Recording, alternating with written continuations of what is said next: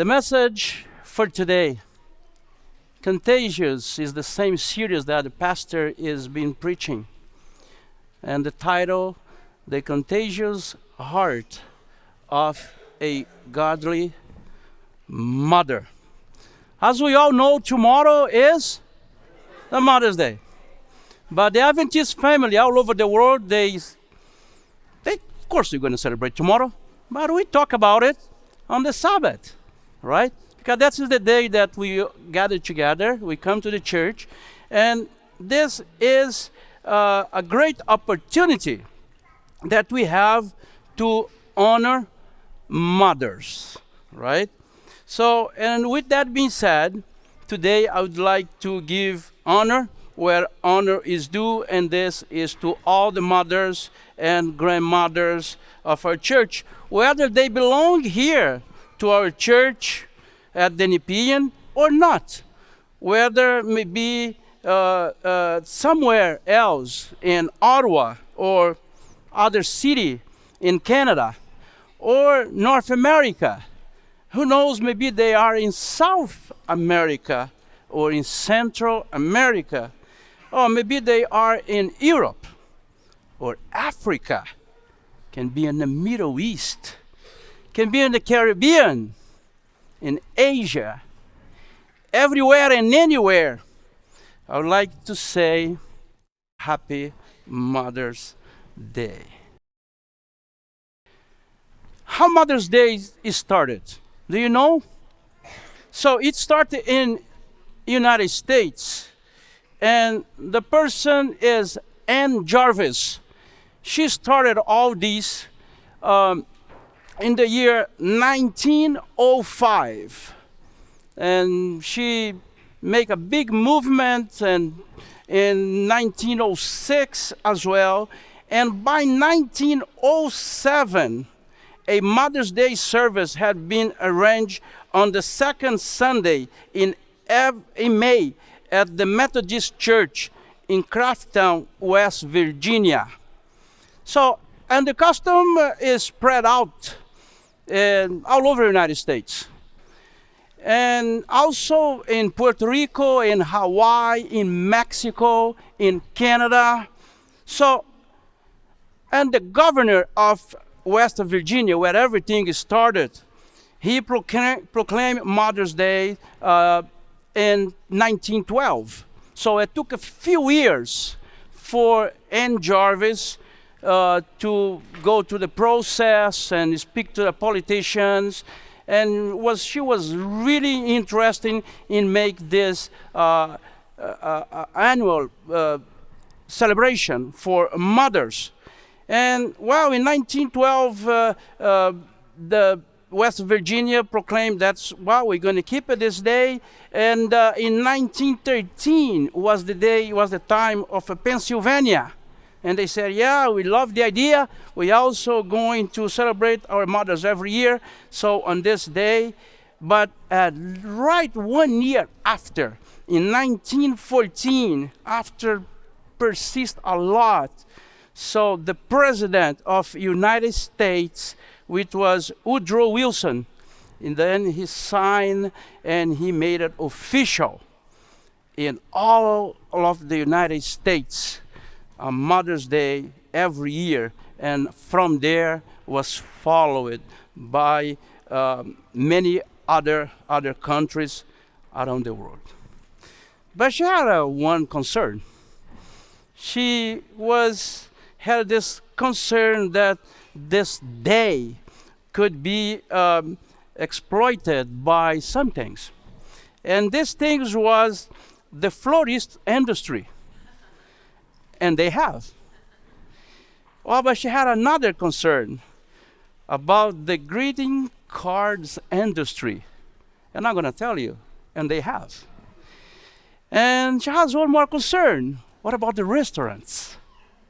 And they also have. And the telephone industry. And they have.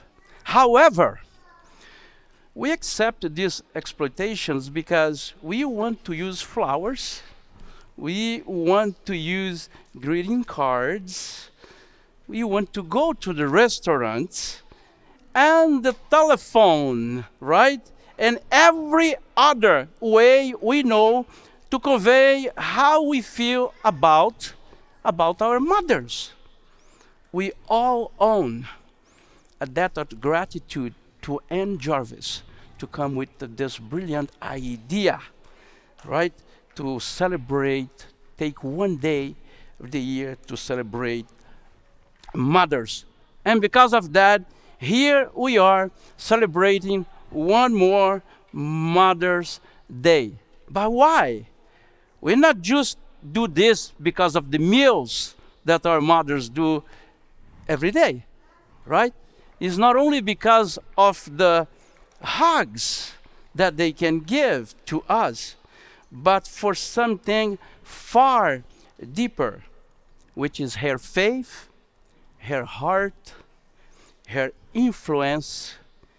Scripture reminds us that a godly mother doesn't just raise children. You know what they do? They raise legacies. Well, if we go to the 2 Timothy, in chapter 1, verse 5, we read, I am reminded of your sincere faith. Here is Paul talking to the young man Timothy. And I am reminded of your sincere faith, a faith that dwelt first in your grandmother Lois and your mother Eunice, and now I am sure dwells in you as well. Paul commends young Timothy not just for his faith, but for the contagious faith that lived first where? In his grandmother, and after also in his mother. These women didn't just believe, they pass it on for next generation. Their lives were a living sermon, and Timothy became a product of that powerful, unseen ministry. A godly mother doesn't need a platform. I'm going to say it again. A godly mother doesn't need a platform. Her life is the message. Her children see her praying, trusting, worshiping, and serving. Oh, but not only serving even in hard times. Let's remember somebody that you know, even in hard times. And it reminds us that our legacy of faith matters. Timothy's faith didn't come out of nowhere. It was nurtured by the lives of his mother and of his grandmother. And because of that, I want to tell you this. Children often catch what they see more than what they are taught. You agree with me? Cynthia, is that true? Wow. Is our faith visible at our homes? I want you to think about it.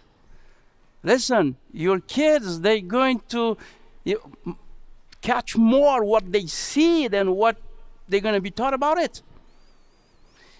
And because of that, I'm going to show you this gentleman and this woman. Most of you probably heard about him. I'm talking about Ben Carson and his mom, Mrs. Carson. What's her name? Sonia Carson, right? Ben Carson has an amazing story. We probably know about his story. If you don't know, I suggest you to go and read about or watch a movie about his life. He has an amazing story, and he credits his success in life to his mom.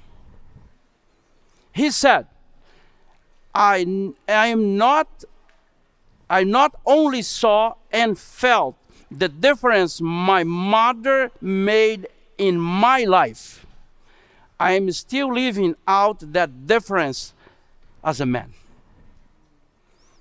And Sonia, she has a motto, and her motto is, learn to do your best and trust God to do the rest.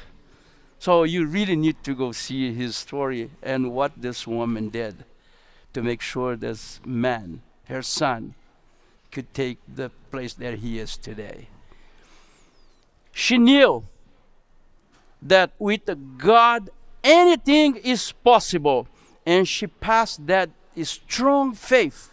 She passed it on to her son.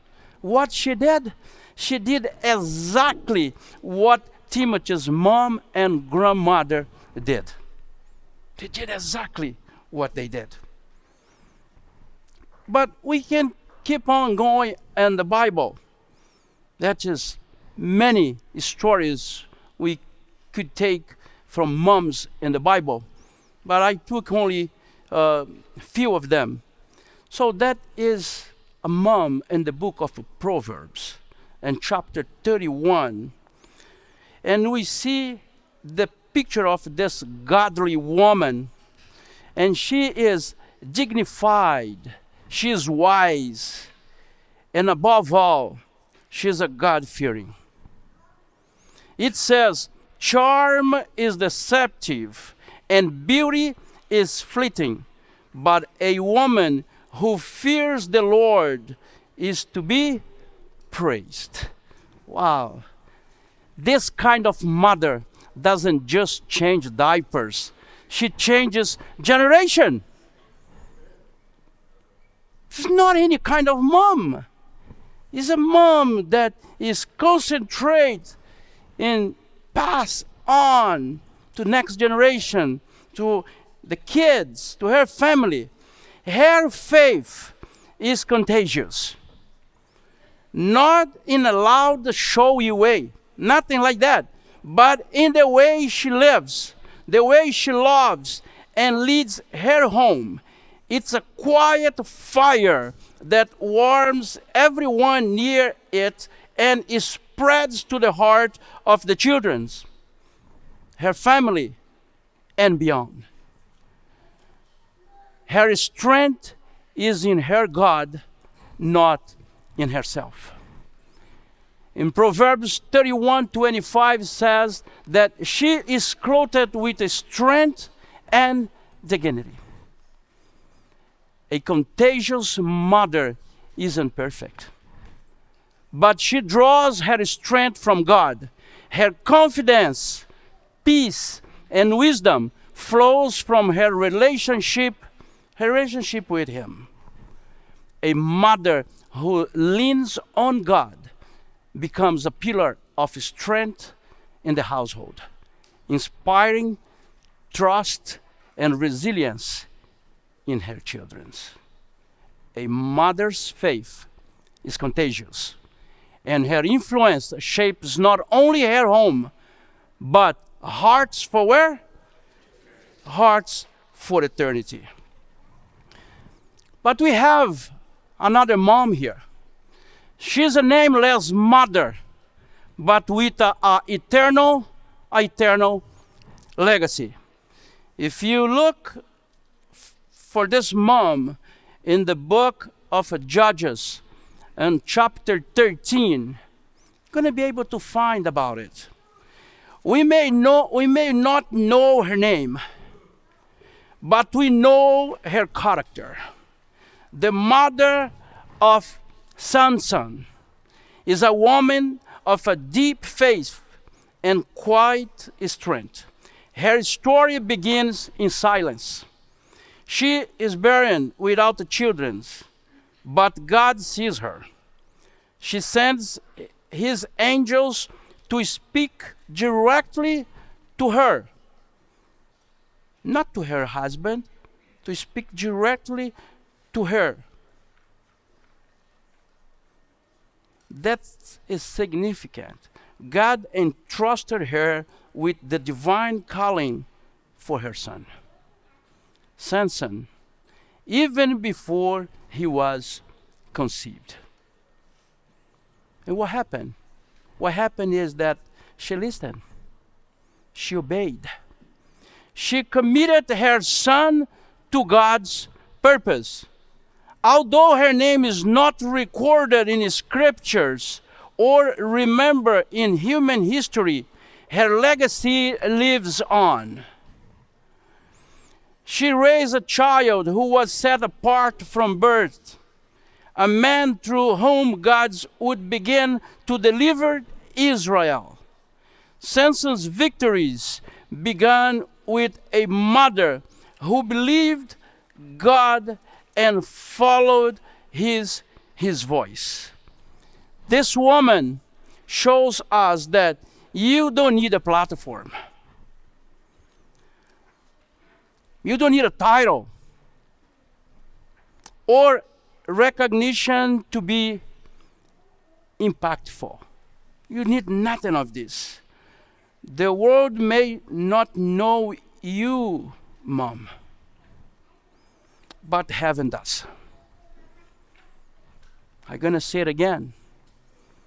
The world may not know you, Mom, but heaven does. Every time you pray over your children, guide them with the scripture or point them toward Jesus, you are shaping the next generation for God. Your faith is contagious. Your obedience is powerful. And your influence is eternal. And what about Mary? What can we say about Mary? If we go in the book of Luke in chapter 1, verses 26 to 38, that's where we're going to find the story about Mary. Since the time that the angels came to speak to her, Mary, the mother of Jesus, had a contagious heart, a heart full of humility, faith, and total surrender to God's will. When the angel Gabriel brought her the news that she would carry the Son of God, she didn't resist. She didn't argue. Or she asked anything. She never said, no, I'm not worthy of this. She simply said, I am the Lord's servant. May your word to me be fulfilled. Her surrender was quiet but powerful. And it set the tone for the greatest story for redemption ever told. Her obedience became contagious, inspiring Joseph to trust God's plan, encouraging the earliest disciples, and ultimately pointing us all to Christ. Later, at the wedding in Cana, Mary shows us another glimpse of her contagious faith. And we all know the story. She simply says to the servants, do whatever he tells you. Just that. They had a problem in that wedding. What are you going to do? No more wine. That is Mary. That is Jesus. Jesus was cool. He was just waiting for his time. But his mother had a great faith in him, and she approached those servants and told them, just listen to him. Don't ask anything. Just listen to him. That short sentence reveals the deep trust she had in Jesus. And it sparked the beginning of his public ministry. Her faith wasn't loud, but it was deep, real, and influential.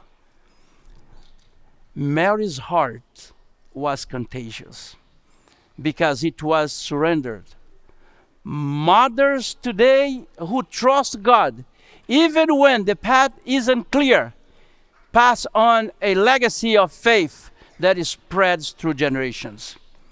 Her story reminds us that the greatest influence comes not from control, but from complete trust in who? In the one who is in control. I'm going to play a song there, and just listen to the words of the song.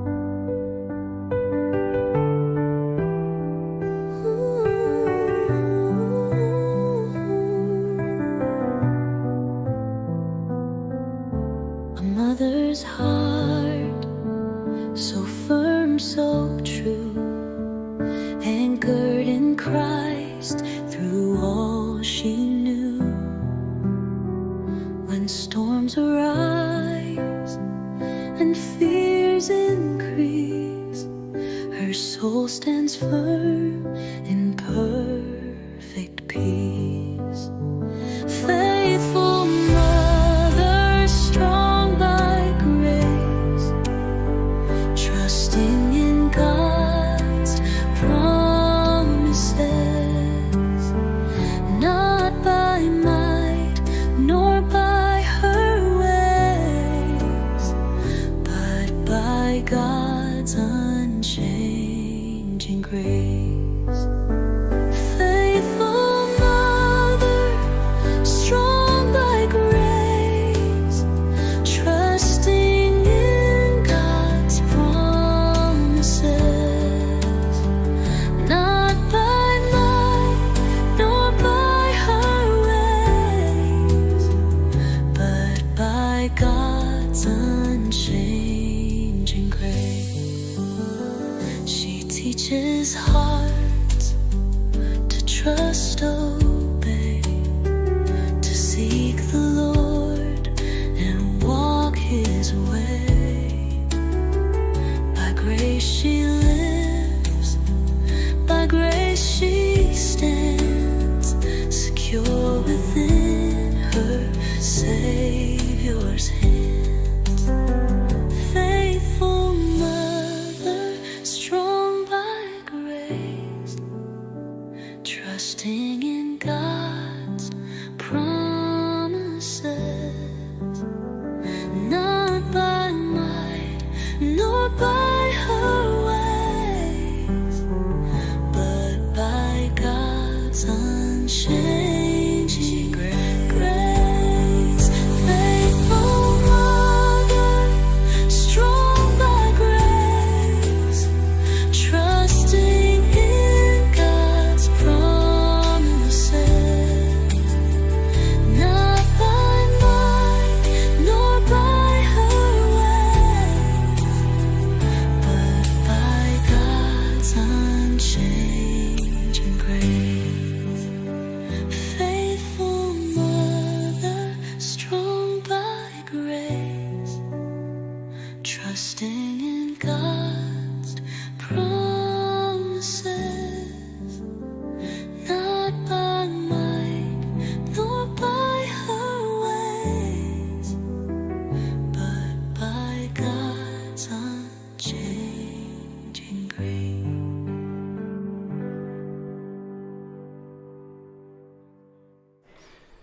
Well, in Exodus in chapter 20, verse 12, the Bible tells us to honor our mothers. And this is a command with a promise. It's a commandment with a promise. And the promise is to what? To have a long life. Well, that's a very good commandment, right? Who here doesn't want to have a long life, right? Today we want to honor our mothers. We honor her because she gave us life. She brought us into this world. She carried us for 9 months. She went through the pain of childbirth to bring us into this world. There is a certain amount of suffering in carrying a baby. Huh? I don't know nothing about this, but I followed my wife with this, and every other woman when I see them around carrying a baby. It might be a very tough situation, but they do, and they like, and they are happy. We should give her honor for giving us life. We honor them because they gave us love. Actually, our moms was the first one to love us, right? So when we come out, when the nurse brings them in and they look at the eyes of the little piece, wow, they fall in love. What is amazing that the mom's love never fades. Never fade. And moms, they loved us even when we have a dirty face. Doesn't matter. Oh, look how much mess this baby did over there. But her mom still loved her. The mom had to clean everything, but everything was fine. And the mom had no problem with some broken dishes. The mom loved this boy even after that. I think he was more afraid than anything else, because you see his face. His mom for sure was not happy, but she kept loving him. And what about this situation here? You think this stains is going to come out easily? No, it's not. But even that is going to be fine. A mom is going to love even with a grass stains. She loved us no matter what we did. She loved us unconditionally. She loved in us. She taught us how to love. We honor her for loving us.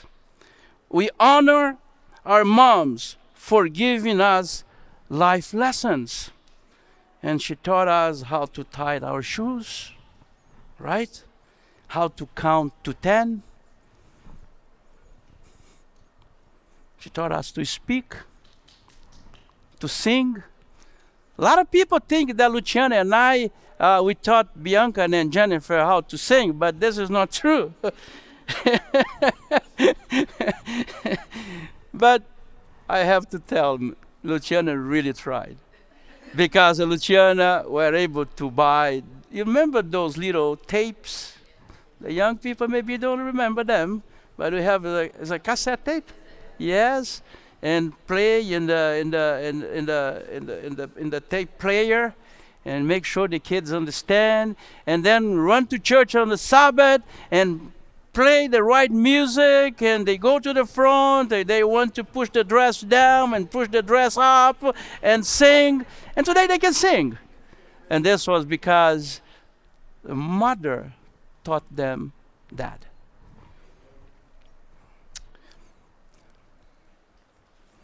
And our mothers, they taught us about the Lord and His Word. They taught us how to take care of ourselves. We honor them because they give us liberty. There came a day when she had to let us go. This is for the grown-ups. For the little ones, for the young mothers, there's going to be a day that you're going to have to let your kid go. It's going to come a day of the first day of school. I remember the first day of school of my girls. Wow, they didn't want to stay there. I think every one of you is a witness of that, right? No, I'm not going to stay here. I want to go back home. You're not going to leave me here. Who's these people? Right? The first day of school.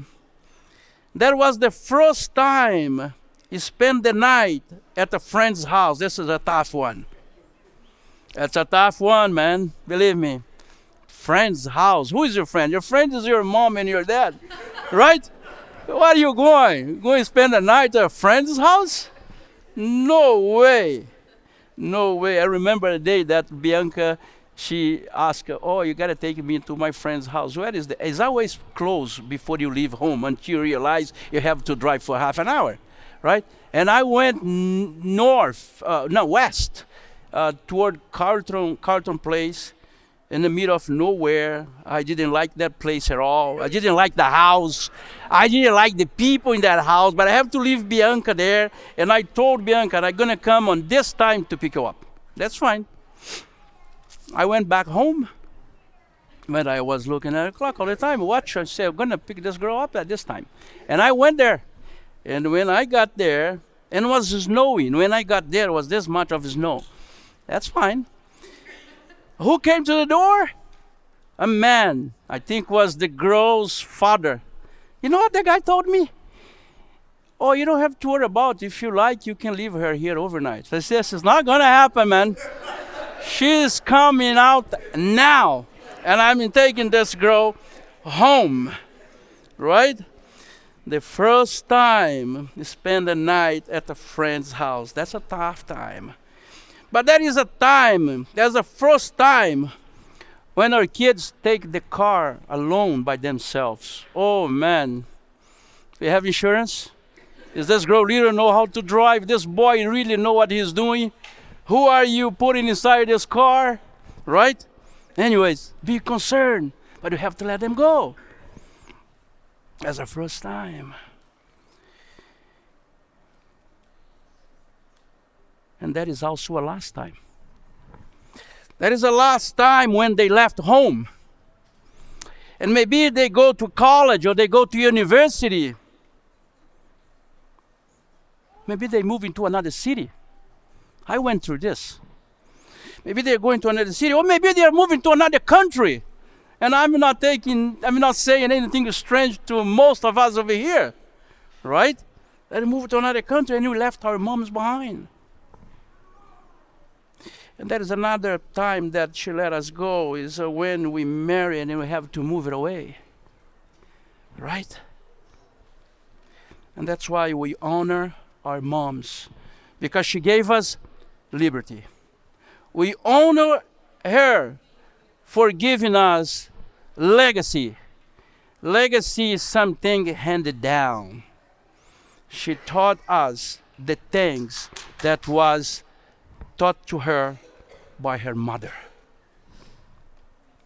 In Proverbs 31:28, it says, her children arise and call her blessed. Today we've seen that a godly mother doesn't just raise children. They raise disciples. They plant seeds of faith. And they build a legacy that can shape generations. Her sincere faith is seen, her strength in God given, and her influence is lasting. The beauty of a godly mother isn't just in what she does. It is in who she is when no one is watching. And while the world may overlook her quiet sacrifices, God sees every one of them. And believe me, there is a lot of sacrifices from our moms. Her children may not understand, and I understand this thing here too. Everything now. But one day they will rise and call her blessed. Whether you are a mother, a grandmother, maybe a spiritual mother, maybe I'm talking here to a stepmother, or maybe just a mentor, somebody that helps others. Maybe somebody is alone in this country, and somebody takes the position, the place to mentor that person.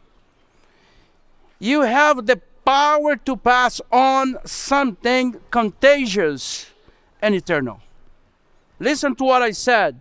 If you're a mother, a grandmother, a stepmother, a mentor, a spiritual mother, you have the power to pass on something contagious and eternal.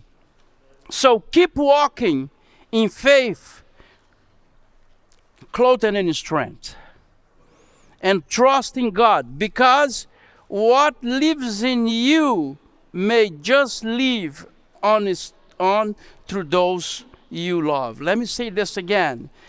Because what lives in you may just live on through those you love.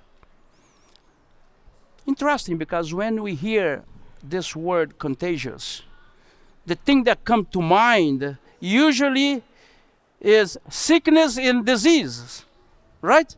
That's the first thing that comes to mind. Wow, this thing is contagious. And we just came out of this pandemic year. Oh, stay home, stay away, don't go nowhere. And we are all afraid of a flu and virus and so many other things. And because of what? Because this thing is contagious, right?